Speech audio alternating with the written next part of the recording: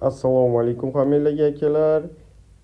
Futbolda yangi qo'shilgan bir missiya mavjud. Shu missiyani bajargan holda siz Centralniy Polus Защитнini tekinga epicni qo'lga kiritishingiz mumkin. Bu free berilgan epic Centralniy Polus Защитникlar orasida eng kuchlilardan biri hisoblanadi. Bu Steven Gerrard hisoblanadi. Kelinglar buni qanday qilib olish mumkin, qayerdan kirib buni olishimiz kerak. Shuni bir boshdan ko'rib chiqsak, bu yerdan zadaniyalar bo'limiga o'tasiz. Zadaniyalar bo'limiga o'tganingizdan so'ng mana bu yerda kompaniya Tovarishskiy match turibdi. Shuni ustiga bitta bosasiz. Bosganingizdan so'ng siz o'z do'stingiz bilan atigi bitta o'yin o'ynasangiz, sizga 100 coins free beradi. Agarda shuni 5 ta o'yin o'ynasangiz, sizga Steven Gerrardni beradi. Agar 10 ta o'yin yana o'ynasangiz, sizga 100 coins ham beradi.